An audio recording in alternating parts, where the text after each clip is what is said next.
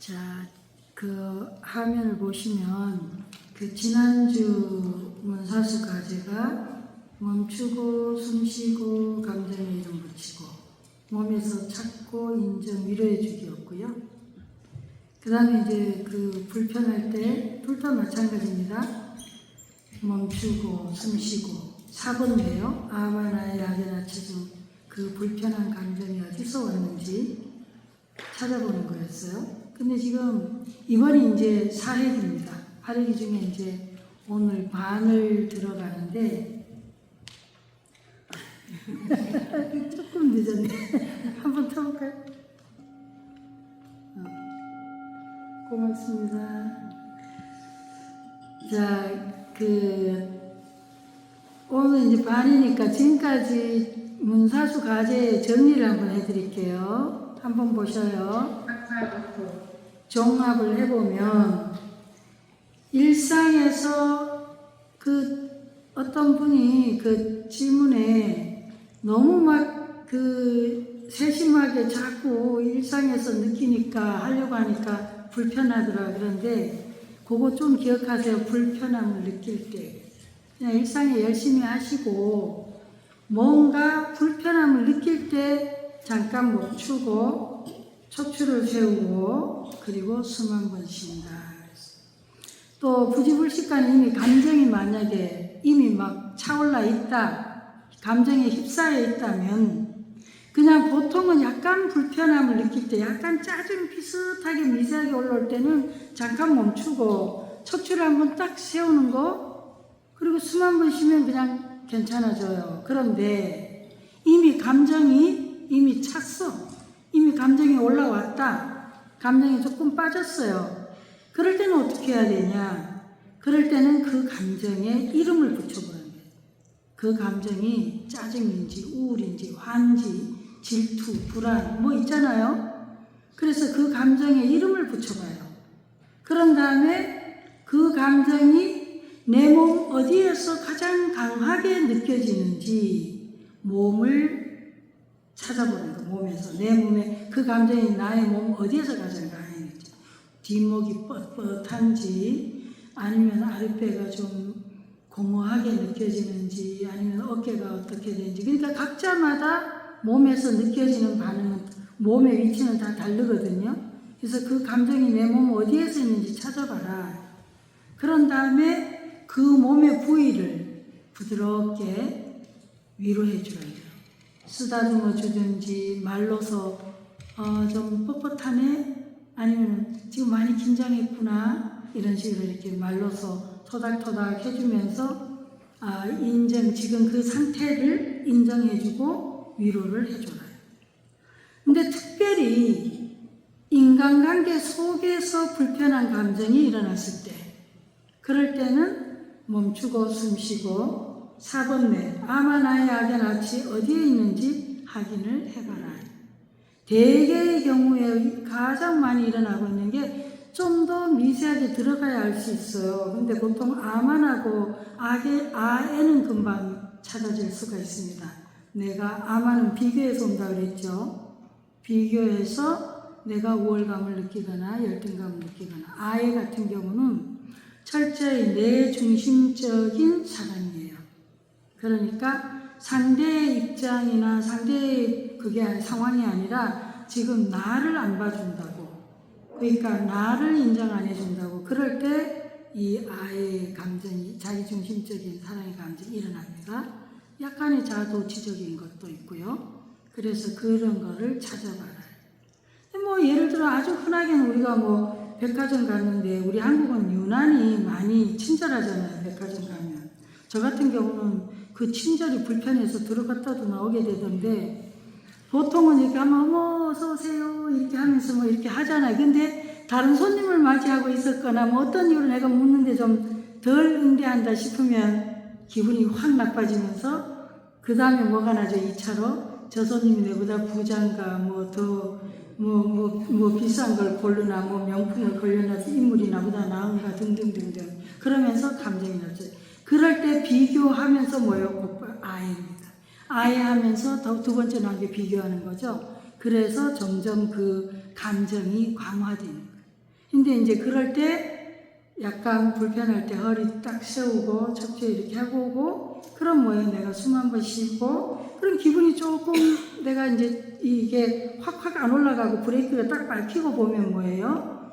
그 사람이 그 어떤 이유에서인지 거기에 일하는 분은 그 손님을 먼저 맞이하고 있었다든지, 아니면 그 손님을 응대하느라고 내가 바쁘다거나 뭔가 있을 거예요.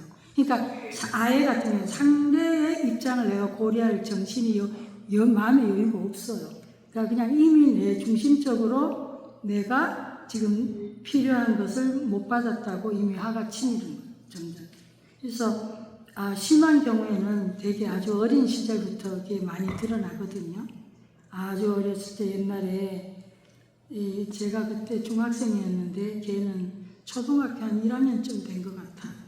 친척집에 갔는데 그 아이가 사촌 남동생이었는데요. 제 경험이에요. 아주 오래됐죠. 근데 같이 있었는데 제가 왔다고 그 집에서 이제 첫째 집에 갔는데 둘째 집에서 점심 대접을 하는데 한참 먹다 보니까 그 아이가 없어진 거예요. 같이 왔는데. 같은 간사에 있었는데 걔는 그래서 얘가 갑자기 어디 갔지 했더니 나중에 이제 먹고 집에 가서 봤더니요. 자기가 좋아하는 게 김이 거기 있었는데, 그러니까 김이 이제 그 앞에 앉으려고 했는데 뭐 김이 제 앞으로 어쨌든 김이 너무 멀리 있고 자기 앞에서 옮겨졌다는 거예요. 김이. 그러니까 아무도 신경을 못 쓴 거예요. 그냥 반찬을 이것저것 차렸으니까 이렇게 놓다 보면 그 숙모보살님은 그렇게 한 건데, 요 아이가 너무 사랑받고 귀엽게 이제 첫째 아들이고 이러니까 그 시절에 자기는 그냥 기분 나빠서 집에 간 거예요. 이유가 김이 내가 좋아하는 김이 내 앞에 안 있어가지고. 충분히 그럴 수 있거든요.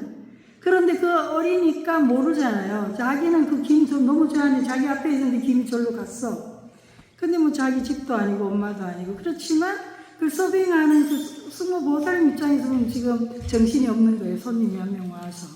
그러니까 충분히 백화점을 갔든지 친구든지 어디를 가든지 그런 일은 늘 일어나는데, 우리 마음속에는 내가 누군데 하는 그런 나에 대한 도취적 생각이 있으면 충분히 불쾌감이 미세하게 일어나거나 점점 거기에 2차로 자기도 모르게 또 비교를 하게 되니까 그 불쾌감에 대해 아주 이게 찰나적으로 순식간에 일어나거든요. 그렇게 되면 이제 나중에는 화가 나 있어. 그러면 진짜 비판적인 게 되고, 이런 데는 그냥 일상에서 무지기수예요.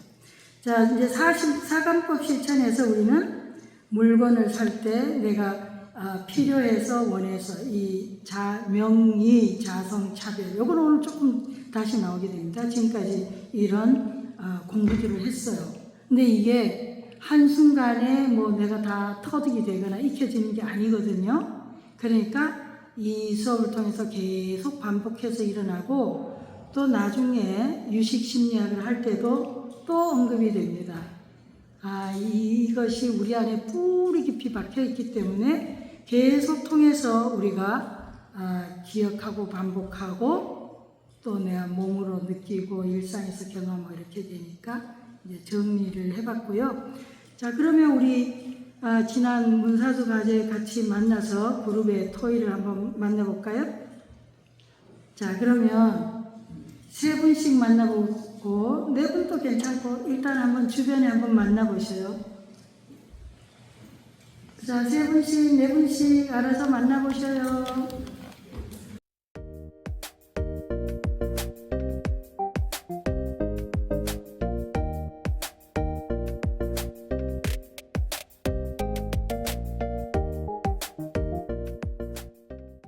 (1회기부터) (3회기까지) 계속 나오는 게 뭐였냐면은 비대면에 나누기 할 때 어떤 분이 안 켰다, 또는 뭐 내가 얘기하려고 할 때 사라져 버렸다, 이런 분이 계속 나오세요.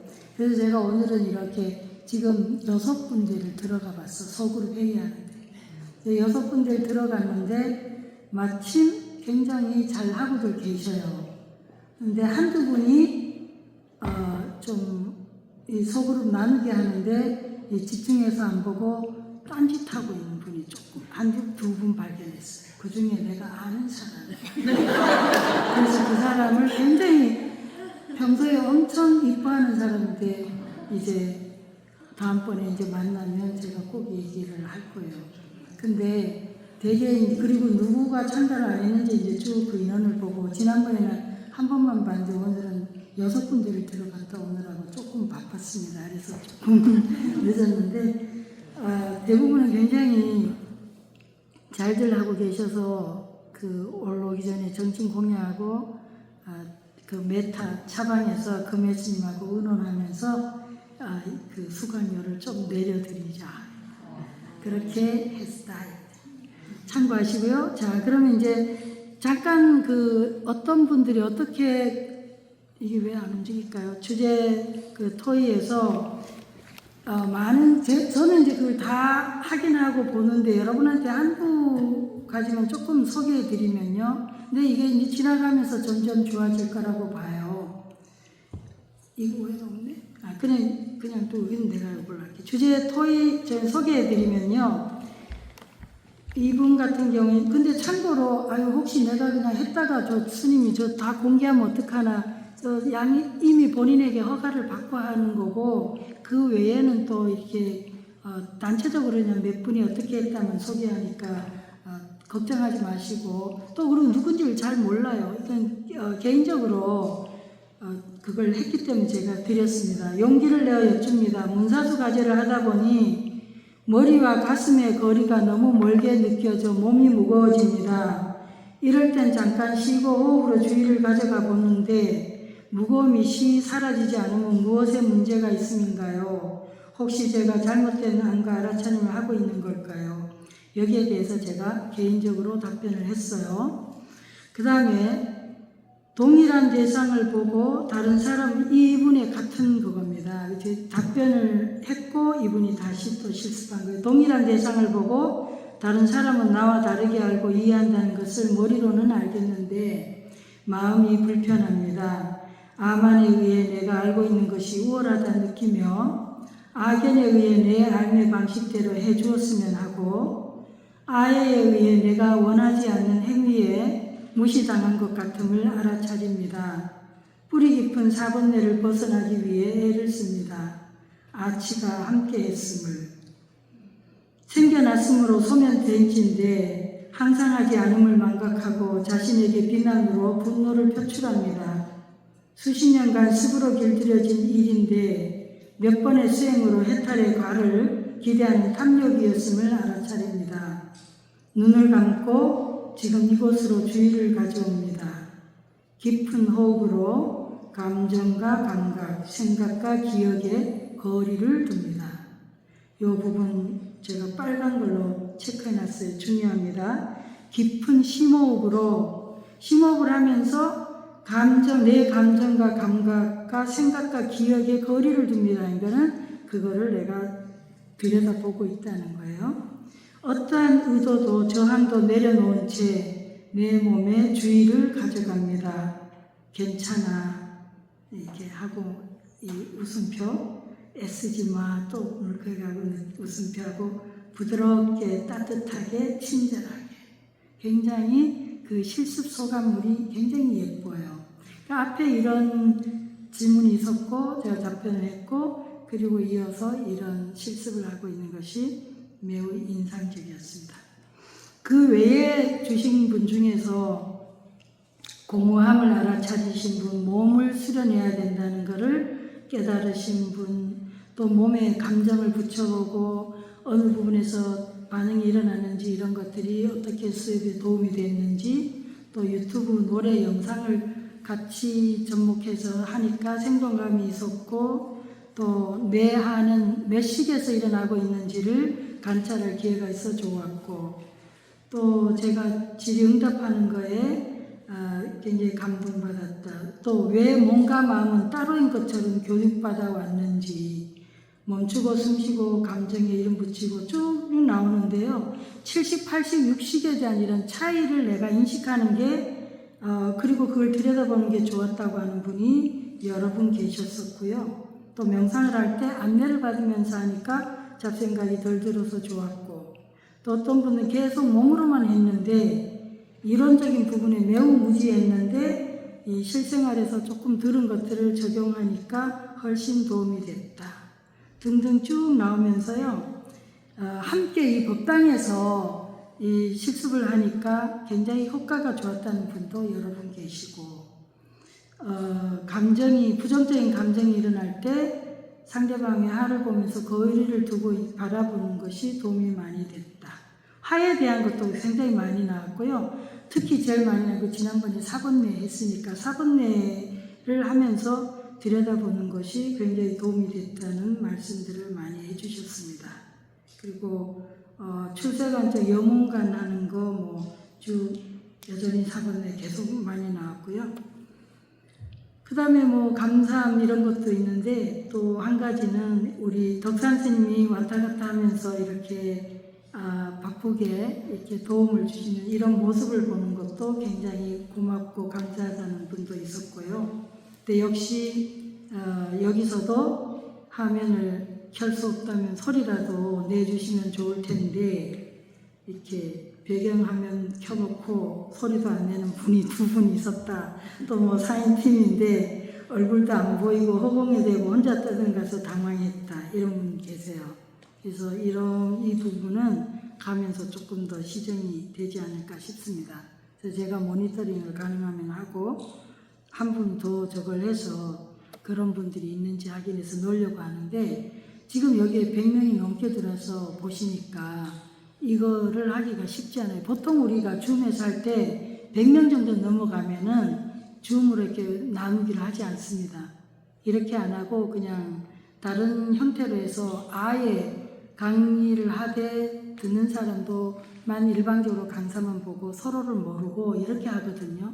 근데 이 수업의 성격상 나누기를 반드시 해야 되고, 내가 그런 표현을 하고 어떤 수업이 있는지 이걸 해야 되기 때문에 조금 어려움이 있는데요.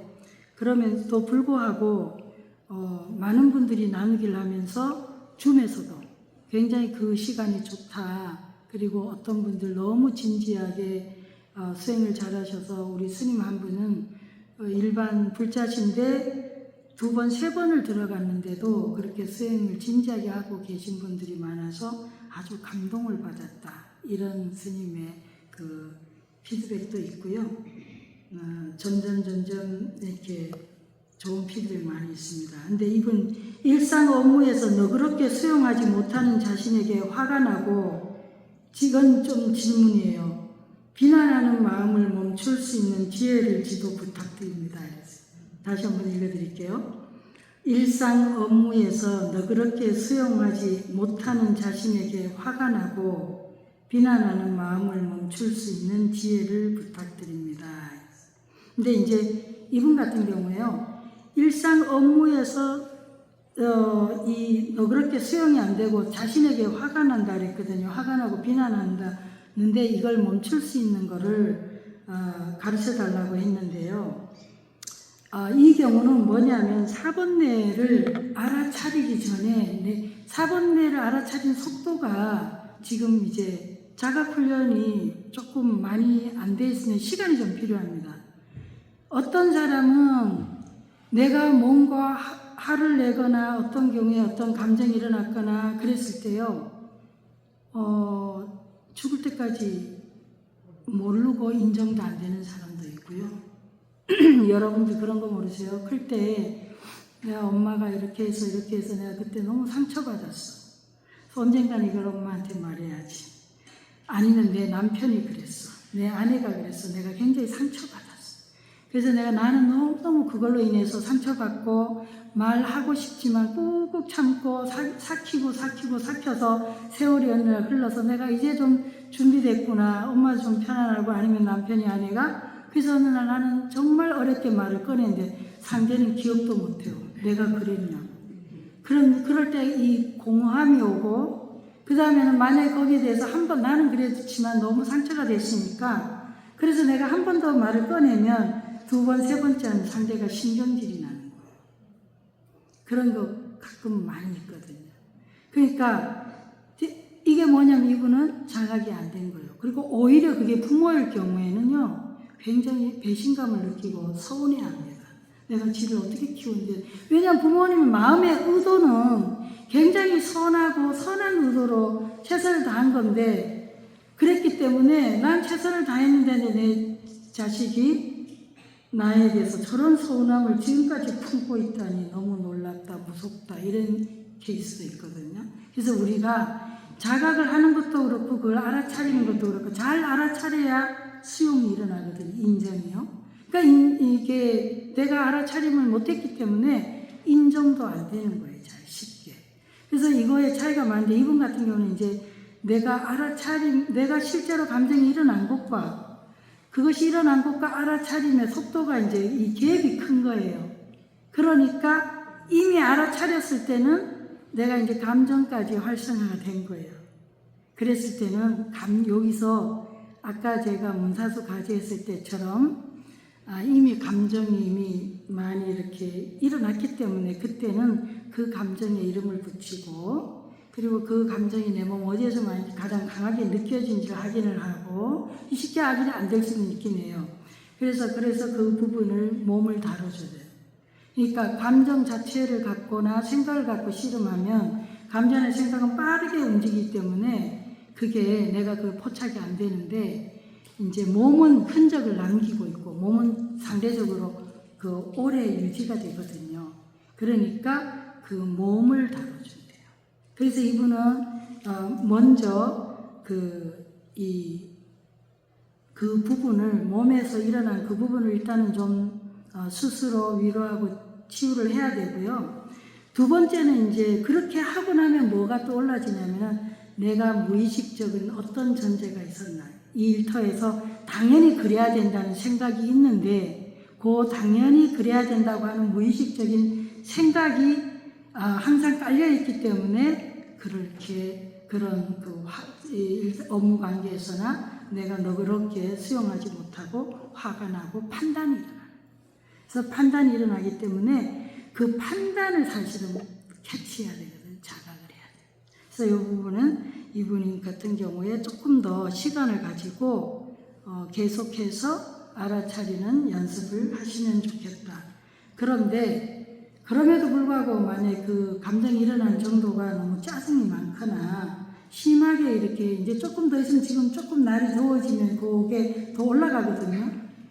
거기 더 올라가니까 이런 분 같은 경우에는 좀 이렇게 몸으로 땀을 좀 빼는 그런 제가 항상 권하지만 춤을 추시든지 그리고 아니면은 좀 혹시 몸에 순환이 잘 안 되는지 여유가 되면 마사지를 받으시든 마사지 받을 때 중요한 거는 내 몸에 돌봄을 받을 때 이 움직임을 내가 계속 자각을 하면서 따라가야 돼요. 자각을 하시면서 뭔가 몸 활동을 좀 하시면서 하시면 도움이 될 거다. 이런 안내 말씀을 드리겠습니다. 그 다음에 그리고 또 이 자석을 이렇게 자유롭게 해놔서 도움이 많이 되고 좋다는 피드백도 몇 분 계셨습니다. 그 다음에 이제 또 오늘 우리가 공부할까 하는 생각이 주제 토의 이 시간에 대한 부분인데요. 시간이 고대 그리스 철학에서요. 시간을 경험하고 인식하는 방법이 두 종류가 있어요. 하나는 크로노스적인 시간이고 카이로스, 그러니까 시간의 신이다. 거기서는요. 근데 크로노스라고 하는 거는 이제 양적인 시간 말이에요. 우리가 왜 시계나 달력으로 객관적인 시간 측정하는 거 있죠? 과거, 현재, 미래 이런 식의 그런 거고 카이로스적인 시간이라는 건 내면적인 거고요. 질적인 시간이 주관적인 겁니다. 주관적으로 경험되는 거예요. 그러니까 이게 크로노스는 그냥 시간이라고 하는 것이 우리가 서로 일상의 현실의 삶을 하면서 서로 약속되는 시간이에요. 외적인 거고 양적인 거고 과거, 현재, 미래가 있고 선형적으로 쭉 흐르는 거죠. 오늘이 뭐예요? 예시가 4월 21일은 예를 들면 RHS 프로그램 하는 날이다. 수행 결사하는 날이다. 이런 시간 개념이고요. 카이로스적이라고 하는 것은 내면이고 질적인 시간이고 주관적으로 경험되는 시간이에요. 그래서 감정이나 인식에 따라서 재미있으면 뭐예요? 시간이 빨리 가고 재미없으면 지루하는 시간이 길게 느껴지고 그런 거예요. 그리고 또 이것은 앞에 크로노스 같은 거는 우리가 일상에서 보면 계획을 세우고 이렇게 활동하고 일정을 짜는 거라면 이 카이로스적인 거는 우리가 어떤 일이나 활동에 있어서 의미, 가치, 깊이 이런 데 초점을 맞추는 시간입니다. 그래서 여러분 어떤 분이 이렇게 RHS 프로그램 이 수행 결사에 와서 내가 RHS 프로그램을 하는 것이 내 인생에는 굉장히 전환점이 된다든지 또는 내가 오늘 수업에서 내 안에 지옥을 봤어. 또는 내가 사번뇌를 통찰했다. 사심사관법을 했다. 이런 것들은 질적인 거고 뭔가 이런 걸 하나를 내가 깨닫거나 통찰하게 되면 뭐예요? 곧바로 내 삶에 나의 어떤 존재의 의미가 바뀌는 거예요. 그래서 우리는 항상 이 두 개의 이 시간이 둘 다 중요합니다. 그러니까 이 두 개의 시간이 제가 일상의 두 시간 개념을 두고 한번 적용하는 걸 맞춰봤어요. 그러니까 크로노스적인 거는 뭐예요? 시작 전에 도착해야 돼요. 그러니까 이 크로노스와 이 카이로스는 굉장히 중요한 시간 관리 개념입니다. 그러니까 크로노스적인 거는 2시에 시작하기로 했으니까 내가 2시 최소한 2시 5분 전에 10분 전에 와서 편안하게 준비하는 이런 태도예요. 그리고 만약에 줌 수업을 하는 분들은 내가 줌에 입장할 때 적어도 5분 전에 10분 전 입장해서 내가 편안하게 마음을 하는데 이런 경우가 근데 이제 이것이 계속 습관적으로 크로노스가 잘 안 되면 늘 2시라면 그냥 느릿하다 5분 뒤에 난 다 하고 있는데 들어온다든지 그러니까 이제 이런 부분들에 이것이 내가 어쩌다 사건이 있을 수 있잖아요. 시간에서 교통이나 예기치 않는 거. 근데 예기치 않는 게 아니라 이것이 습관적으로 그렇게 되는 경우는 이것은 수행의 태도로서 이렇게 내가 자각을 하고 이걸 바꿔야 됩니다. 그러니까 예기치 않게 내가 통제할 수 없는 경우는 길이 막혔다든지 사고가 났든지 있잖아요. 아팠다든지 그런 거 말고 이것이 나의 지난 시간에 말씀드렸죠. 우리가 버릇이 습관이 인격이 운명이라고 했잖아요. 그래서 내가 그런 것들을 이 인간 그러니까 상상하게 도전하려면 이 좋은 인의 종자를 심어서 가를 자꾸 이렇게 늘려가야 되거든요. 수행에서 중요한 부분입니다. 그 다음에 이제 수업을 하는데 예를 들어 그 다음에 크로노스적인 건 뭐예요? 그 일하는 시간에 우리 지금 실습을 하고 있어. 내가 핸드폰을 본다든지 이건 안 된다는 거예요. 그래서 내가 온전하게 이 시간에 집중하고 또 우리 줌 수업하는 분들도 같이 나누기를 하면은 나누기에 내가 경청하고 이래 돼야 되는 거예요. 자, 카이로스는 뭐냐 하면요. 반면에 시작할 때 뭐죠? 내가 5분 전에 내가 봐요. 크로노스가 굉장히 중요한 거예요. 자, 양적인 시간 내가 5분 전에 10분 전에 와서 내가 오늘 이런 수업을 하면서 내가 오늘 또 내가 뭔가 중요한 게 내 인생에서 뭔가를 배워가야지. 수행의 의지나 내가 이런 상기를 하면서 나눌 때 내가 판단하는 습관 내가 좀 더 알아차려야지. 이렇게 한다든지. 그게 아침 시간 내가 상관없이 그냥 일상으로 한다면 나는 아침에 가능하면 규칙적으로 정해진 시간에 일어나고 또 이것은 크로노스지만 카이로스는 의미 찾기잖아요. 내가 오늘 하루도 내게 주어진 시간 내가 이런 마음으로 살아야지. 또 내가 오늘 만나는 인연들을 위해서 그 인연들과 내가 의미 있는 좋은 시간을 보내야지. 이런 의지를 다짐하는 건 뭐라고? 카이로스예요.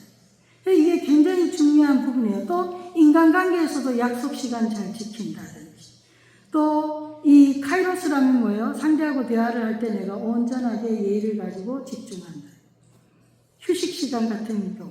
그럼 내가 크로노스는 그냥 내가 일할 때 그냥 줄기차게 하는 게 내가 뭔가 시간적으로 내가 좀 정신이 이렇게 다 나가서 막 헐레벌떡 칠레팔레 사는 게 아니라 뭔가 나의 시간적인 것을 조금 더 이렇게 규칙적으로 정해서 나의 쉬는 시간도 확보하고 여유 공간을 만드는 거. 근데 카이로스는 뭐예요? 의미로 찾게 되면 내가 심리적인 그런 여유 공간을 만들어서 보고 듣고 내면에 내가 알아차리는 그런 활동. 그래서 이것이 이 시간의 어떤 양적인 측면과 시간의 질적인 측면. 이것이 우리가 일상에서 내 혼자이거나 일상에 일을 할 때나 대인관계를 할 때나 그럴 때 관리하는 게 굉장히 중요합니다. 이게 엄청 중요한 게요. 이런 것에 이 두 개가 균형이 잘 맞으면 수행에 굉장히 많은 도움이 됩니다. 그래서 참고하시면 좋습니다. 그래서 요약해서 크로노스는 우리가 일상에서 객관적인 시간 속에 살아가도록 도와주는 도구고, 카이로스는 인생에서 중요한 의미 또 가치를 지닌 그런 순간 내면의 깊은 시간을 말해준다. 그러니까 우리 현실의 사회는 크로노스적인 시간의 개념으로 중심으로 돌아가지만, 그런데 뭐예요? 내가 내적으로 성장하고 정말 내 삶의 질적으로 바뀌고 이런 건 뭐예요? 카이로스적인 그런 인식하는 가치를, 의미를. 그래서 이게 수행할 때 대개가요, 이제 집단으로 이렇게 수행하거나 이럴 때 보면 그 집단이 수준이 올라가냐, 그 집단이 어떻게 되냐, 특히 우리 스님들도 그렇고요. 그런 거 할 때 굉장히 중요한 게 뭐냐, 이 두 개가 어떻게 조화되냐. 그러니까 양적인 시간으로 막 정신없이 맞추잖아요. 그런 것은 약간 좀 생각 없는 의식이 좀 이렇게 향상되지는 않습니다. 그래서 굉장히 외적으로는 질서 있어 보이나 오합지졸이 돼요. 그것은 그런 규율이나 이런 것이 벗어나는 순간에는 굉장히 수준이 낮아져요. 근데 이제 이 카이로스적인 것은 그 활동의 이렇게 의미잖아요. 근데 또 이것만 있어지면 뭐냐면 그게 끝도 없어지는 거예요. 또 이거의 장점은 굉장히 그 활동에 대한 의미와 가치, 그리고 우리가 어떤 의도나 이런 건 좋은데, 이것이 또 크로노스적인 게 같이 개입해서 안 들어가게 되면 그냥 무한정이나 아니면 질서 없이 그냥 이렇게 되거든요. 그래서 이 두 개가 잘 조화를 이루는 게 굉장히 중요하다. 그래서 앞에서 제가 잠깐 그 수행에 대해서 개정의 부분을 가지고, 그래서 제가 조금 많이 넘어간 것 같아요. 앞에 그 결산이라. 근데 그거를 알려드릴까 하다가 이것도 좀 재미있을 것 같아서 이거를 한번 소개해 드려봤습니다. 여러분 개인적으로 수행하실 때 과하게 크로노스를 주장하게 되면 이런 식이에요. 난 천수경을 1000독을 했어. 100독을 했어. 나는 뭐 1080배라니 뭐 3배밖에 못하네. 아니면 나는 항상 일어나서 나는 5시간 수행하는데, 그래서 30분 수행하는 게 아주 별로로 보여요. 또 나는 날마다 1000배를 하는데 108배라는 나보다 낫네. 아니, 난 사경을 몇 시간 하는데, 그거는 굉장히 뭘 몰라요? 카이로스적인 거. 카이로스적인 거는 질이잖아요. 퀄리티. 그러니까 한 번을 절을 해도 정말 진심으로 온전하게 온몸으로 온 마음으로 할 수가 있고요. 100번을 해도요, 그냥 영혼이 나간 듯이 몸만 움직일 수 있잖아요. 그런데 그래서 과하게 질만 강조하거나 과하게 양을 강조하는 게 아니라 이 두 개가 그때 성격에 맞게 어떻게 조화로우냐, 그게 굉장히 중요해요. 그래서 어떤 분들은 나는 만독을 했는데, 나는 엄청 집중생을 많이 했는데, 양도 중요하지만 질도 굉장히 중요해요. 그래서 질을 너무 강조하는 분은 양에 대한 생각을 해보시고, 양을 강조하신 분은 질을 좀 생각해 보시면서 이 두 개가 잘 맞추면 훨씬 더 우리가 잘 된다. 자, 그 다음에 이제 우리가 또 중요하게 생각해야 되는 것 중에 하나가 사심사관법인데요. 오늘 그 사심사관에 지난번에 명하고 의만 했었잖아요. 근데 오늘은 이제 자성차별까지 잠깐 설명을 드릴까 합니다. 이게 유식 수행에서 굉장히 중요한 부분인데요. 명을 들어봐요. 명을 예를 들면은 이름. 그 상사각에 도전하려면 뭐예요? 이름과 모양에 내가 현혹되면 안 되죠. 이름과 모양에 현혹되지 말라 했으니까 이 사심사관법은 굉장히 상사각의 범부각에서 두 번째 상사각이라고 그랬잖아요. 기신론에 나오는 수행 단계에서요. 근데 그 상사각의 특징이 그거예요. 범부는 그냥 인가를 하는 거예요. 내가 못된 짓 하면 결과가 나쁘고, 내가 화를 내면 내가 상하고 이런 정도고, 이제 상사각에 도전을 하려면 이 이름에 속지 말고, 이름의 명의에 속지 말아야 되는데, 자, 모양에 속지 말고, 그럼 뭐예요? 금강경에서 이제 대충 나오죠. 공에 대한 얘기가. 자, 이름을 예를 들어서 인류대다, 박사다, 이래요. 그럼 우리 의는 뭐예요? 그 인류대다, 박사에 붙여진 의미가 뭐죠? 똑똑하다. 뭔가 인정하고 칭찬하고 잘났다. 그런데 인류대 박사라고 해서 정직하거나 이타적이거나 인격이 훌륭하거나 솔직하거나 우리 사회에 봉사하거나 세상을 위해 유익한 존재인가? 이건 완전히 다른 문제잖아요. 그런데 보통은 이렇게 뒤섞여서 혼동을 한다는 거죠. 인류대거나 뭐 박사거나 뭐 지위가 높거나 이러면 이거하고 정직한가하고는 아무 상관이 없고 이타하고 전혀 상관이 없어요. 이타심 있거나 인격 아무 상관이 없어요. 성적이 좋은 거예요. 그리고 솔직한 거 전혀 상관없어요. 우리 사회에 봉사를 한다? 세상에 위해서 유익하다? 전혀 아니에요. 아무 상관이 없다 이거예요. 그래 아무 상관관계가 전혀 없는데 우리는 그렇게 생각을 한다는 거죠. 그래서 우리가 사회에서 공부 잘하면 인류대를 나오거나 좋은 데를 나오면 아우 좋은 데를 나오는데 그래서 훨씬 나쁜 짓에 대해서 더 허용적인 게 굉장히 많다는 거예요. 그것이 그게 한두 건이 아니라요. 우리의 그런 이 명의에 끄달리는 이런 태도들이 세상을 훨씬 더 어지럽게 하고 세상을 우리가 사는 이 환경을 훨씬 불공평하게 한다. 그래서 우리는 너무 많이 봐요. 사기를 쳐도 더 크게 치겠죠. 머리를 잘 쓰니까. 그렇지 않겠어요? 그래서 훨씬 위험하다는 거예요. 그렇다고 뭐 이걸 나쁘게 생각하는 게 아니고 자 그럼 자성을 한번 볼까요? 자성으로 가면은 자성은 뜻이 뭐냐면 본질이에요. 이게 이 자성이라는 모든 이런 거 인류대다 박사다 뭐 이런 것이 명의 이 모양이 다 상대적이라는 겁니다. 이게 이런 것들이 평가 기준에 따라 한 거고 이게 불변한 게 아니라는 거예요. 이름이나 이런 모양들이 늘 조건 따라 바뀌잖아요. 오늘도 우리가 반야신경하면서 불생불명했죠. 그러니까 이게 진짜는 생하지도 않고 생겨나지도 않고 사라지지도 않는다. 예배는 항상 이름이 있잖아요. 얼마나 단단하게 이름이 있어요. 모양도 있어요. 이거 고유한 게 아니라는 거예요. 그래서 학력이나 공부 실력이 인격이나 존재 가치 등과는 무관하다. 이게 본질이에요. 본질은 뭐예요? 공한 거잖아요. 그러니까 당연히요.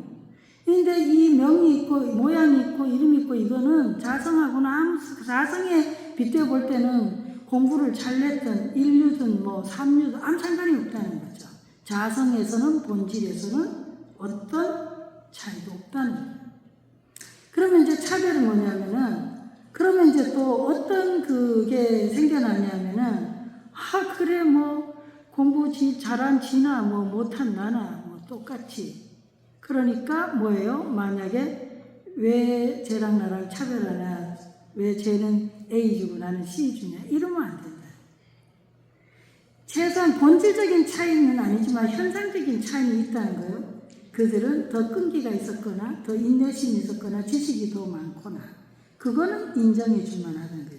다만 인정을 안 해주는 게 정직, 이타, 인격 이런 인성 어떤 고유한 가치의 문제지 그들의 이 점수나 실력을 잘 받은 거, 머리 잘 쓴 거, 기억 잘한 거 이런 것조차도 무시해라 이런 건 아니라는 거예요. 그러니까 차별은 그런 겁니다. 그러니까 옛날에 제가 왜 이 부분을 주목했냐면은 이렇게 글을 읽다 보니까 어떤 대목이 이런 게 나왔거든요. 뭐 예를 들면은 누가 저한테 제가 이제 명의까지 공부를 했어요. 그럼 누가 저한테 이렇게 이게 좀 등이 무겁네 생각보다. 자 이거 그냥 주석이나 뭐 이런 걸로 부리로 만든 주발을 저한테 한 명이 가져오고 다른 한 사람이 이게 금으로 황금으로 만든 걸 하나 가져왔어요. 그러면 그걸 보고 제가 이 수행을 한참 하고 있었어. 명의, 자성, 명의까지만 하고 있으면 제가 어떻게 하겠어요? 그 뭐 철이나 뭐 불이나 뭐 황금이나 이름이지 똑같아. 그래서 둘 다 그냥 뭐 똑같다 이러고는 또 심하면 어때? 제가 거기 완전 빠져있으면 심하면 오히려 황금으로 가져온 사람 무시해. 아이, 저게 황금을 들고 가서 나를 유혹하네 이러면서 오히려 무시하지. 그렇지 않겠어요? 명의를 만약에 수행을 하면. 그런데 이제 반대로 수행을 안 한 사람 같으면 어떻게 하겠어요? 황금을 들고 온 사람 뭐 엎드리고 뭐 기절하고 난리가 나겠지.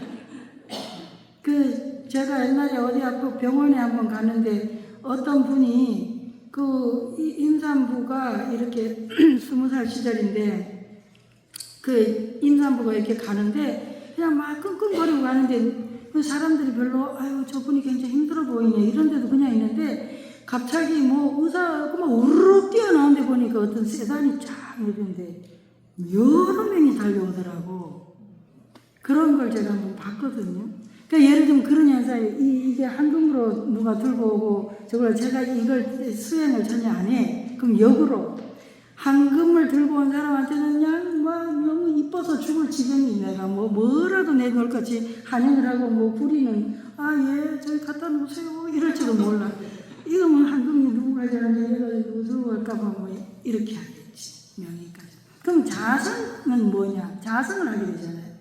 자성까지 이제 수행을 하다 보면 이건 본질이니까 둘이 똑같아요. 자성이야. 그냥 그것도 근데 차별을 알게 되면 어떻게 되냐? 그거 두 딸이랑 뭐 이런데 차별까지를 보게 되면 그러니까 자성까지만 알면 굉장히 위험합니다. 차별을 알아야 돼. 왜냐하면은 자성까지만 알면 그렇게 이렇게 똑같이 지급이 아유 니나 뭐나 이렇게 이런 식인데 차별까지 가면은 굉장히 중도적이 돼요.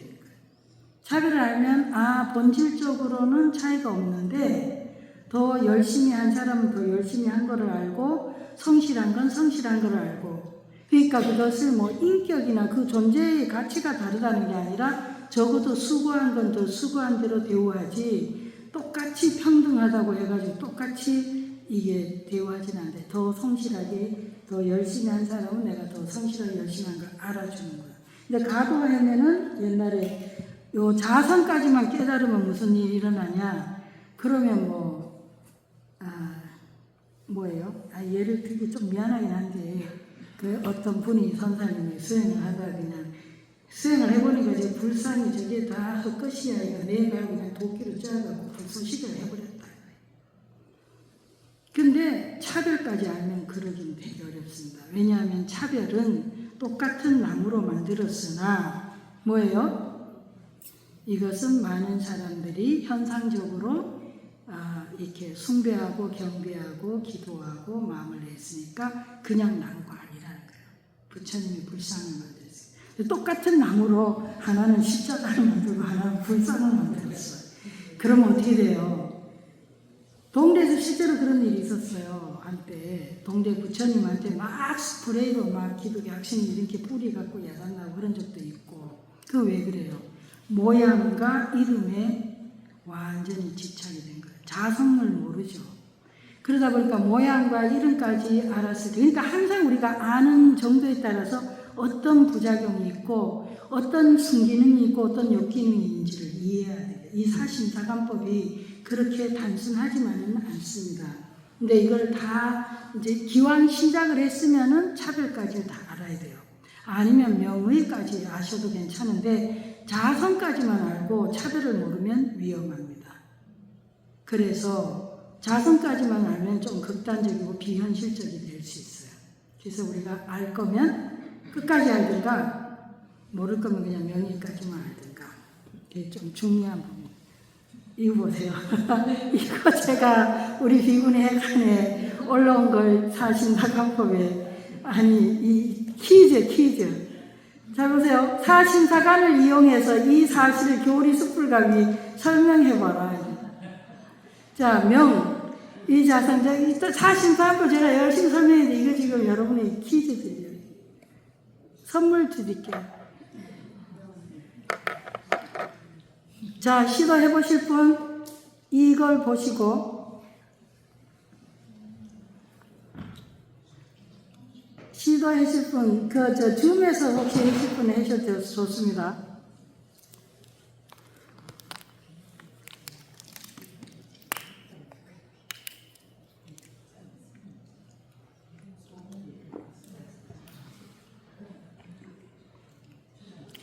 너무 많은 응용을 필요로 하죠.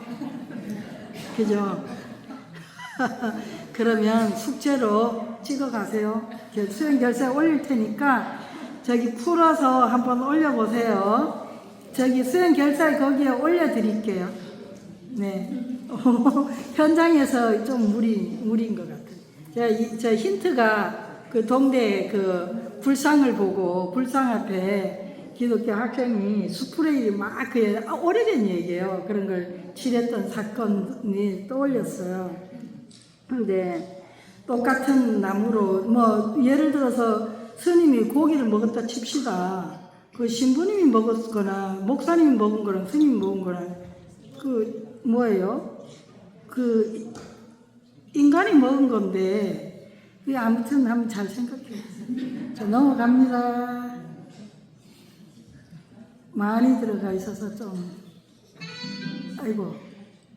자, 이제 오늘의 그 주제입니다. 지난번에 우리가 지옥의 세계 있고 오늘은 악의 정신세계 이해와 치유입니다. 아기를 보시죠. 특징입니다. 어린 시절에 결핍되고 어린 시절 뭐 저 세세생생도 좋고 우리지만 현상에서 난 건 어린 시절에 결핍되고 좌절된 욕구, 신경증적 욕구와 관계가 있고 불만족의 상태예요. 저장식에 축적된 종자가 조건 인연에 의해 발생할 수도 있습니다. 악의 이미지는요, 바늘 구멍처럼 좁은 목구멍으로 태산만한 배를 채우려고 허우적거리는 모습이다. 이게 뭐냐면요, 이 악의 상태라고 하는 게 이게 이제 그 심리학으로 가면 프로이드 정신분석 같은 경우가 설명을 참 잘 연결이 되는데, 예를 들어서 내가 어렸을 때 너무너무 내가 가난해서 한이 맺혔어.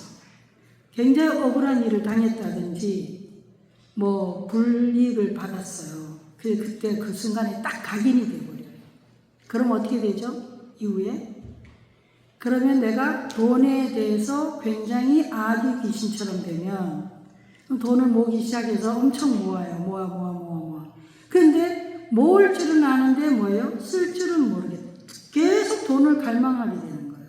그래서 돈을 갈망하게 돼서 계속해서 돈에 만족을 한대. 우리가 생각하면 저 정도 재산이면 누가 봐도 좀 즐기고 누릴 만한데도 누릴 줄은 모르는 거예요. 그게 돈일 수도 있고요. 그럼 예를 들어 사랑이라고 해봅시다. 내가 어렸을 때 뭔가 차별을 받았거나 뭔가 사랑을 꼭 받을 만한 그런 부분에서도 내가 계속 무시됐거나 아니면 내가 좀 이렇게 소외됐거나 그럼 내가 사랑의 애정의 결핍감을 느낀다. 이게 객관적인 게 아닙니다. 내가 주관적으로. 그래 결핍감을 느끼게 되면 어떻게 되죠? 계속 애정을 갈구해요. 그러면 계속 애정을 갈구하고 계속 하는데 애정을 그래서 점점 갈구하게 되면 뭐예요? 애정을 얻는 일은 내가 좀 재주가 생겼어요. 그런데 막상 애정이 사랑이 나에게 왔을 때 어때요? 그 사랑을 내가 잘 수용하거나 키워가는 영향은 없는 거예요. 그러니까 나를 사랑해 주도록 선물도 하고 매력 있게 하고 인기도 있고 관심도 끌고 하나 막상 그 사랑이 왔을 때 내가 그 사랑을 키워가는 영향은 없는 거예요. 왜냐하면 그건 내가 연습이 안 돼 있는 거죠. 그렇게 되면 바람둥이가 되든지 아니면 뭔가 또 공허해서 또 다른 사랑을 찾게 되든지. 근데 그것이 지위일 수도 있고 아니면 외모일 수도 있고 아니면 어떤 뭐 구체적인 물건일 수도 있고 아니면 어떤 뭐 그게 굉장히 다양한 형태로 여러 가지로 오는데 포인트는 뭐냐면은 내가 어떤 시기에 주로 이제 어린 시기가 큰데요. 어떤 시기에 내가 어떤 부분에서 심하게 결핍감을 느꼈을 때 그것이 그게 고착이 돼요. 그럼 그게 신경증적 욕구가 되는 거예요. 그래서 이거는 내가 필요한 만큼이 아니라 영어로 need가 아니라 want가 돼요. 내가 계속 갈망하는 거예요. 그래서 이 바늘구멍처럼 이 목구멍은 적은데 배는 태산만 해요. 갈망은 그렇게 큰데 뭐요? 못 넘기게 계속 불만족. 그래서 끊임없이 추구하면서 그거에 대해서 뭐예요? 충족되지는 않는다는 거예요. 이게 이제 악의 상태예요. 그래서 이 악의 상태에 되면 그래서 누구나가 약간은 그런 지점들이 있긴 해요. 근데 그게 상대적으로 더 클 수도 있고 작을 수도 있는데 또 없는 사람도 있습니다. 그래서 한번 찾아볼 필요가 있어요. 나는 어떤 부분에서 굉장히 유난히 결핍감을 느끼는가? 어떤 부분에서 내가 굉장히 민감하게 그런 결핍감을 느끼는가? 이런 거를 뒤져볼 수 있습니다. 자, 그러면 아기 세계에서의 치유는 어떻게 하냐? 그 윤회도에 보면요. 아기도에서는 관세음보살님이 약사발을 들고 계십니다. 감노수병입니다. 그래서 이 감노수 약사발을 들고 계시는데 그거의 의미는 뭐냐? 그거는 자기 자신에게 사랑과 인정의 감노수를 듬뿍 뿌려줘야 된다. 그 우리가 불교 수행에서 보면요. 사무량심이 있어요. 자비희사. 그럴 때 우리는 여기 아기 상태에 가장 심각한 게 뭐냐면요. 어린 시절에 내가 필요한 것을 못 받은 거잖아요. 결핍감 느끼는 거잖아요. 그게 누구예요? 1차적으로 나를 양육해준 부모일 거예요. 엄마일 수 있고요. 그 다음에 뭐 약간 크면 이제 아니면 대리모라든지 대리 양육자일 수 있는데, 그러니까 어때요? 계속 그것을 상대에 의해서 내가 받고 싶은 거잖아요. 돌봄을 받고 싶은 거잖아요. 왜냐하면 우리가 어떤 그 생명체보다도 인간 유아가 살아남는데 가장 독립적이지 않거든요. 우리가 뭐 말이나 소나 개나 이렇게 태어나면 금방 자라고 금방 걷고 이러는데, 인간 유아는 너무나 긴 시간, 긴 세월 내가 스스로 살 수 있을 동안에 많은 시간에 돌봄이 필요하잖아요. 그러니까 사실 이런 사람이 일정 양의 사랑이나 돌봄은 생존하고 내가 살아남는 거하고 직결되기 때문에 이건 피할 수가 없는 거예요. 그런데 이제 그것이 너무 심하게 결핍된 경우는 이게 이제 심각한 이제 정신증적인 그런 거를 이제 갖게 되는 거죠. 근데 중요한 게 계속 상대에게 내 양육자에게 내가 갈망했잖아요. 원했잖아요. 내가 돌봄을. 그러다 보니까 난 이제 내가 스스로 나에게 줄 수 있어. 난 충분히 컸단 말이에요. 성인이 됐어요. 그럼 그 필요한 걸 내가 나에게 스스로 줄 수 있는데 그 아이디어가 없는 거죠. 그래서 불교 수행에서 뭘 넣냐면은 첫 번째 자비희사 할 때 자기 자애.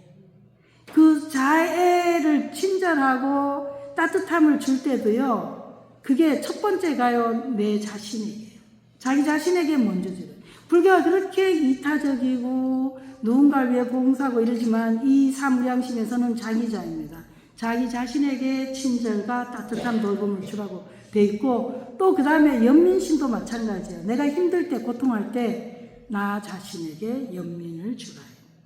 위로해주고 필요한 것을 제공해주고. 이게 굉장히 중요한 부분입니다. 그래서 그 아이디어가 우리 누구나 당연히 하지 않아? 아니에요. 여러분 한번 생각해 보세요. 여러분이 외롭고 쓸쓸하고 뭔가 할 땐 누구에게, 남편에게, 아내에게, 자식에게, 친구에게 인정받으려고 하지 내가 나를 인정해 주나요? 성인이 됐기 때문에 자기가 자기에게 충분히 해줄 수 있는데도 계속 그 습관이, 그게 벌써 버릇이 아니라 습관의 인격이 됐거든요. 몸에 배었어요. 그래서 내가 필요로 할 때 상대가 해주길 바래요. 그래갖고 내가 무슨 일을 해주길 바래서 내가 이 사람한테 선물을 주기도 하고, 내가 공을 들이기도 하고, 좋아해주기도 하고, 그러면서 뭐예요? 실제로 그 이면은 뭐죠? 나한테 해줘. 날 사랑해줘. 하기 위해서 나도 선물도 주고 뭘 하는데 안 와. 그럼 엄청 서운함을 느끼잖아요. 배신감 느끼고. 근데 그러면 알아야 되거든. 상대한테 내가 하는 게 아니고 내가 나한테 하면 되구나. 너무 쉬운 걸 안 되는 거예요. 굉장히 심한 사람, 거의 히스테리칼 할 정도로, 신경증적일 정도로 자기를 혹사하면서 인정해 주기를 바라고 잘해 주기를 바라요. 그러면서 자기가 자기를 안 돌봐. 그래서 이런 부분들이 많은 지금 영상에서 실습으로 나와 있잖아요. 상대에게 원하는 마음이 생길 때 그거를, 근데 또 어떤 가르침은 그렇게 하잖아요. 내가 원할 때 상대에게 해주라. 그 얘기 아니에요. 이 아기 상태에 있는 거는요, 내가 나한테 해줘야 돼요. 옛날에 아기 키우는 엄마들 보면 터울이 뭐 2살, 1살 이렇게밖에 안 나잖아요. 근데 제가 직접 현장에서 본 거예요. 근데 이 아이가 두 번째 애가 3살이야. 첫째 애는 이제 5살이에요. 5살밖에 안 됐는데 이 엄마나 아빠가 이 할머니가 3살짜리 뭐 애기니까 귀엽다고 이렇게 하니까 둘째 5살짜리가 엄마 이러면서 왔어. 근데 얘는 다 큰 애가 징그럽게 너무 놀란 거예요 제가. 5살이 어떻게 다 컸어요. 징그럽다면서 왜 이래 다 커갖고 언니가 돼갖고 이래요. 그래서 제가 나중에 불러서 말했어요. 너무 잔인했다 그 말이. 객관적으로 떼놓고 봐라. 이 5살이 그렇게 커서 징그럽다고 표현할 만큼이냐. 근데 그럴 수 있어요. 그게 7살일 수도 있고요. 결국 그런데 자기는 몇 살이야 지금? 자기는 30살이 되고 40살이 됐는데 징그럽게 왜 그러냐고요. 선물을 줘가면서 나 사랑해줘 하잖아요. 이건 안 된다. 얼만큼의 매력을 발산해야 그게 가능하겠어요. 그런데도 계속 그런 갈망을 하고 있다는 거거든요. 그래서 그러지 말고 자기가 자기에게 선물해주고 자기가 자기를 이쁘다고 해주고 이렇게 자기를 돌봐줘라. 그게 이렇게 했을 때 이 사무량심이 사실은요 천국에 머무르는 극락에 머무르는 그런 수행법에 속합니다.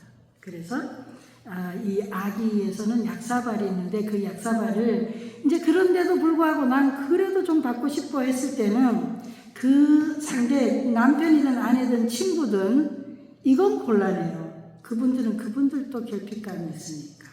그래서 어디에 와서 기도를 해야 돼요. 그러니까 부처님한테 좀 달라고 하니까 뭐 나 사랑이 되면 부처님 글쎄 저기 와보면 부처님은 깨달음을 향해서 이렇게 본질적인 근원적인 치유를 원하니까 지금 저한테 저 간센보살님이 정면에 계신데 간센보살님한테는 그래서 불교에서 많은 방편을 해서 간센보살님한테 해도 됩니다.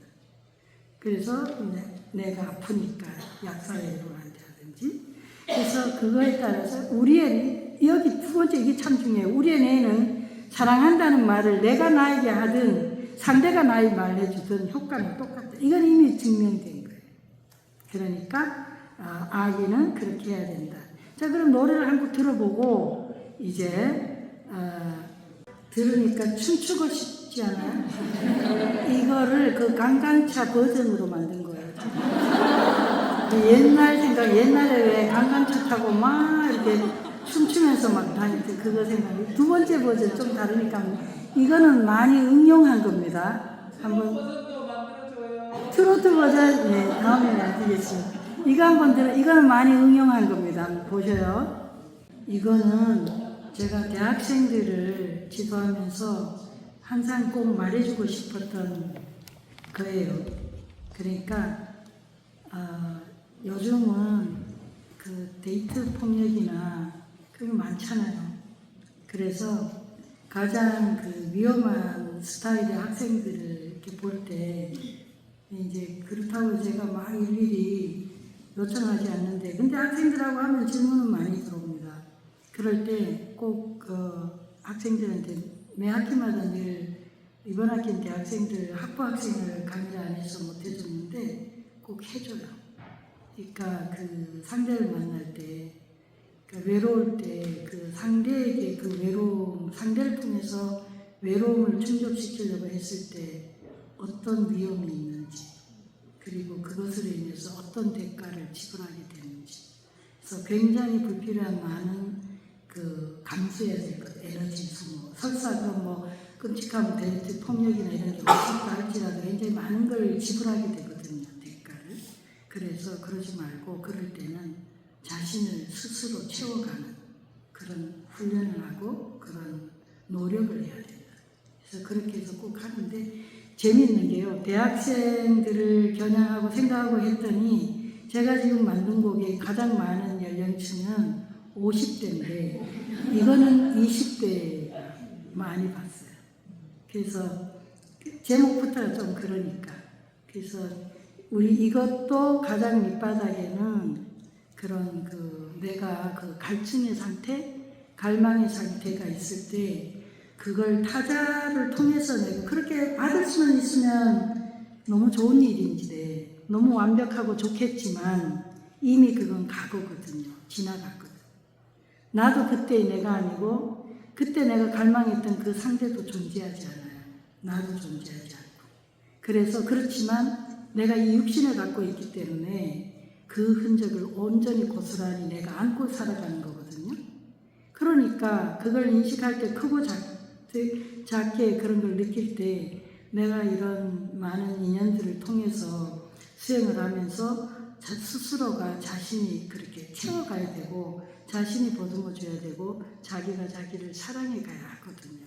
근데 너무 슬픈 거는 그런데 오히려 사랑을 우리가 왜 그런 거 있잖아요. 그것도 옛날에 그 낙도에 있는 어린이들 서울에 초청해서 너무 예쁜 그릇에 맛있는 음식을 줬는데 걔네들이 잘 못 먹었다 했거든. 그러니까 왜 좋은 것도 먹어본 사람들이 더 잘 먹는다고. 그러니까 사랑도 해본 사람이 더 잘할 수밖에 없거든요. 그래서 내가 사랑을 줄 수 있는 나의 역량과 내가 사랑을 받고자 하는 그런 갈망, 이런 거의 크기도 사실은 우리가 이렇게 좀 더 이렇게 분석하고 이렇게 내가 알아차리고 이런 그 훈련이 사실 많이 필요한데 그런 것까지 우리가 다 이렇게 도움을 받거나 제공을 받을 수는 없으니까 일단은 이런 이렇게 대략적인 이런 아이디어를 갖기를 원하는 거죠. 그래서 가장 위험한 거는 내가 이렇게 심한 갈망의 상태일 때 또는 그렇고 또 상대가 그런 갈망의 형태로 나게 올 수가 있잖아요. 그럴 때 굉장히 우리가 조심하고 인생이 어차피 어느 정도 내가 온전하게 홀로 설 수 있는 그런 단계가 아니면 힘든데 그런 말들은 많이 있어요. 많이 나오고 많은 지도가 있고 하지만 그럼에도 불구하고 우리 사회는 끊임없이 그게 이제 그렇게 만나져서 가정으로 가면 가정폭력이 되는 거고 그 강도도 이제 크고 작게 일어나고 있잖아요. 그래서 이런 부분을 미리 알고 공부를 하면 내 스스로 좀 많이 채워갈 필요가 있다. 네. 자, 그 다음에 이제 실습을 이제 잠깐 해볼까요? 혹시 여기까지 해서 질문을 먼저 받을까요? 또 하나 제가 이제 받은 거 읽어드릴게요. 이것도 수행해서 저한테 쏘은 건데요. 인연 따라오는 것을 있는 그대로 경험하지 못하고 제 에고를 작동시키며 탐하고 밀어내며 무지로 사랑을 경험했습니다. 경험되어지는 것에서 터치될 때 시간과 공간을 두라는 말씀, 내 마음이 육도 중 어느 곳에 머무르고 있는지 관찰하고 알아차림하라는 스님 말씀에 심장이 쿵쾅거림을 느낍니다. 순간순간 윤회하는 제 마음을 보며 새삼 얼굴이 화끈거리며 어깨에 힘이 빠집니다. 그래도 따뜻함으로 저를 감싸며 이 또한 무지에서 눈을 뜨게 해주신 스님께 감사드립니다. 저는 스님 말씀에 온전히 빨려 들어가며 그때마다 저의 미세한 움직임을 느낍니다. 존경합니다. 이런데 이 그러니까 사랑하면 사랑하는 모든 것을 경험한다는 이 말에 이런 그 통찰을 하면서 쓰신 글을 보내왔는데 제가 한번 소개해드렸어요. 자, 그러면 우리 잠깐만 생각을 해보죠. 여러분이 근데 지금 요거는 약간 종이와 펜이 있으면 좋은데 뭐 그냥 편안하게 한번 그냥 자세를 취하시고요. 부드럽게 그 자리에서 그냥 눈 한번 감으시고 심호흡을 한번 3번 해보시겠습니다. 숨을 들이쉬면서 여러분이 온몸을 느끼시고 숨을 내쉬면서 온몸을 느껴보셔요. 자, 이제 여러분의 주의를 내면으로 가져가셔서 여러분 자신의 가슴을 향해 질문을 하나 던져봅니다. 내가 이 세상에 태어났을 때 무엇을 가지고 왔는가? 이 질문을 머리로 받지 마시기 바랍니다. 답을 구하지 않고요. 그냥 가만히 질문을 던지고 가슴의 소리를 느껴봅니다. 내가 이 세상에 태어났을 때 무엇을 가지고 왔는가?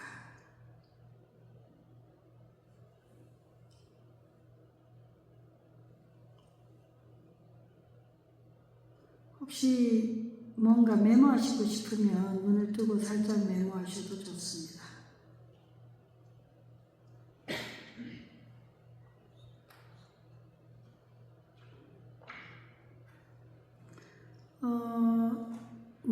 약간 더 여유로운 분들은 빈손으로 와서 지금까지 살면서 나는 세상을 위해서 무엇을 했는지, 또 세상은 나에게 무엇을 주었는지 생각해 보셔도 좋겠습니다.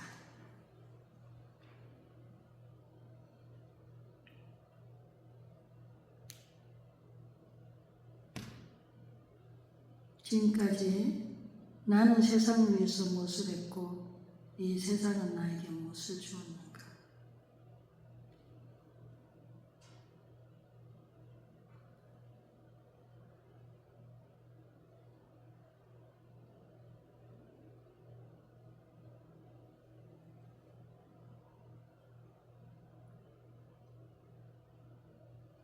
역시 머리로 답을 구하지 않습니다. 그냥 가만히 질문을 던지시고 그냥 가만히 느껴보세요.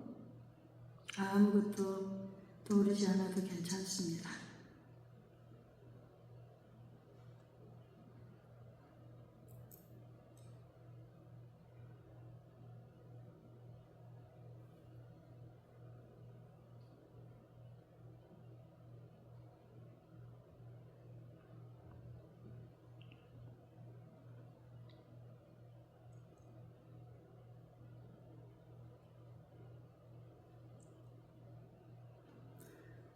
자, 이번에는 세 번째 마지막 질문인데요. 자, 숨호흡 한번 해보세요. 천천히 깊이 숨 한번 깊이 들이쉬시고 내쉬고. 혹시 제 질문의 소리를 들으시고요. 마음이 불편해지시면 제 안내를 무시하셔도 좋습니다. 그냥 딴 생각하세요. 불편하시면요. 괜찮은 분들은 이 질문을 떠올려봅니다. 내가 이 세상을 하직하는 순간, 내가 이 세상에서 인연이 다하고 이 세상을 떠나는 순간을 한번 상상해 봅니다. 임종의 순간이에요. 여러분 자신이 지금 이 세상을 떠나는 마지막 순간을 맞이하고 있다고 한번 상상해 봅니다. 그리고는 자신을 향해서 질문을 해봅니다. 다시 한번 안내드려요.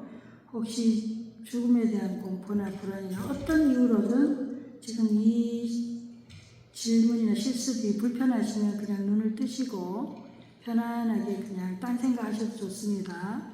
괜찮으신 분들은 자신의 가슴을 향해서 이 질문을 한번 던져봅니다.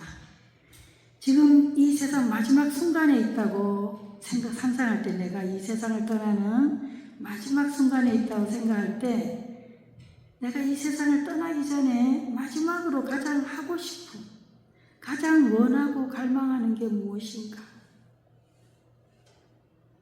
지금 이 순간에 가장 아쉽거나 후회스러운 것이 있다면 그게 무엇일까? 머리로 생각하지 않습니다. 억지로 답을 구하지도 않습니다. 그냥 내가 이 세상을 떠나는 지금이 마지막 순간에 있다고, 임종의 순간에 있다면 내가 가장 원하고 갈망하는 것이, 마지막으로 가장 하고 싶은 거, 갈망하는 게 무엇인가?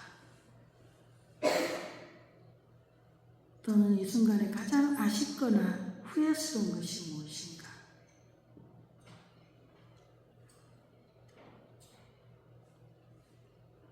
무엇이 떠올라지는지 그냥 편안하게 지켜봅니다.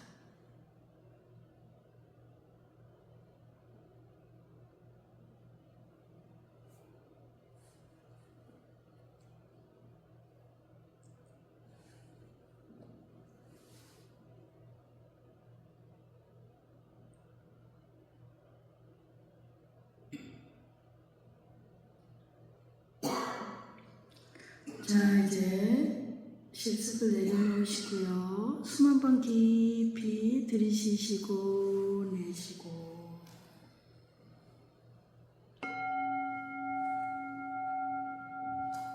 네, 부드럽게 묻어드셔요.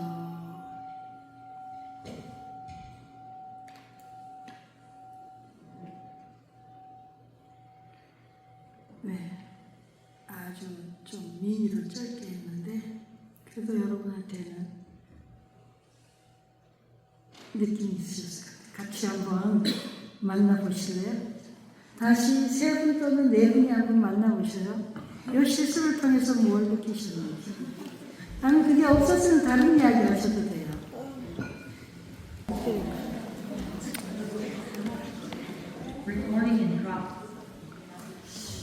재밌죠? 네. 나는 이 시간을 어떻게든 더 만들어 드리고 제가 좀 내용을 줄여야겠습니다. 너무 재밌어 보여서. 자, 그러면 이제 마지막으로 마무리를 해야 되는데 항상 제가 생각하기에는 질의응답 시간을 좀 넉넉하게 만들고 싶은데 그게 그렇게 뜻대로 잘 안 되네요. 딱 한 분의 질문만 받고 마무리하겠습니다. 질문이 있으세요? 어느 분이세요? 네? 질문 없어요? 네. 네. 저희 토론에서 자, 마이크. 여기.